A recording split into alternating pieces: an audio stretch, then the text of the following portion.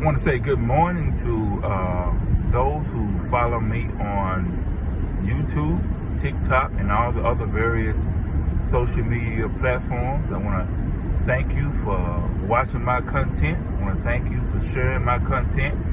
And I want to thank you for inboxing me and sending me messages, asking me questions that cause me to study and also enlighten me on things that I may or may not already know. I want to say appreciate you.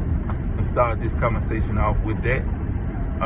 As a disclaimer, I am not a veterinarian. I'm not a licensed practicing veterinarian. So anything that I might say is just my opinion. Before you make any moves, always consult your veterinarian. Okay, veterinarian that you use. So the subject today is Ivermectin. I've had several people who have contacted me asking about Ivermectin.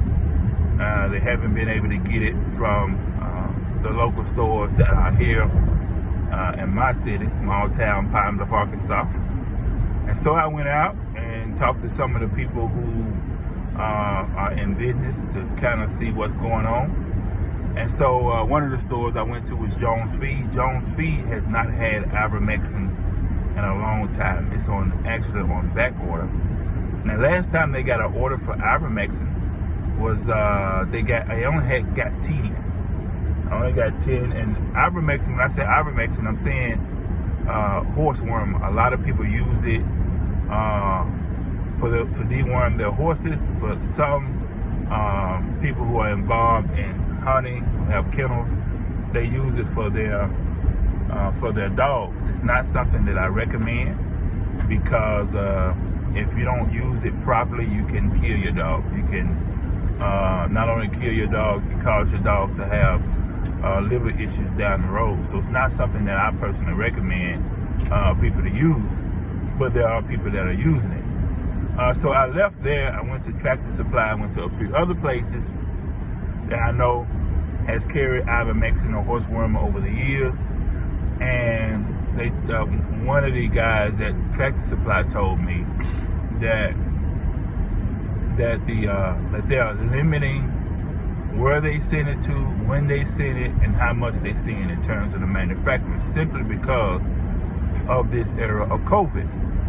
Some of the people who have not trusted the vaccine manufacturers and who have been skeptical about this new quote-unquote technology in terms of vaccines, the RNA, messenger RNA, they didn't want to put it in their bodies, so they went out and they got Ivermectin or horseworm to fight COVID or to prevent COVID. So there have been common people who are not involved in horses or dogs that have went to the stores and have literally bought this stuff up. The federal government has got the word, and now they're trying to put restrictions on who can get Ivermectin and who can't get Ivermectin.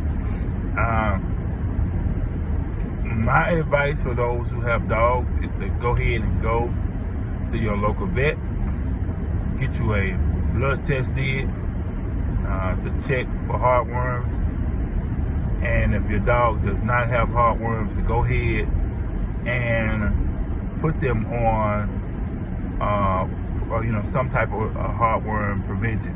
It's 3 or 4 different heartworm preventions out there that are real popular. That can keep your dog from getting heartworms, and that's what I would advise you to do. Just go ahead, go to the vet, get them tested. Vets are not going to prescribe you this medication if the dog is not a patient there. So they're going to require you to come in and get the heartworm test done, at least the heartworm test done, to make sure that your dog is negative from heartworms, and then they're going to allow you to buy the heartworm prevention medicine. So that's the route. If I was a person that had been using Ivermectin and this issue came up and I couldn't get it at the store, in order to protect my dogs, make sure that they didn't get heartworms, that's the route that I would take. I would go and just get the test done and buy the heartworm prevention medicine. Things may change down the road. They may lift some restrictions. They may go back to doing the same thing that they've been doing. But I can tell you locally here, and I'm pretty sure it's probably going to be around the country, that they are limiting who gets Ivermectin. This is very, very political. And it's, these people who are manufacturing these vaccines are making billions and billions of dollars.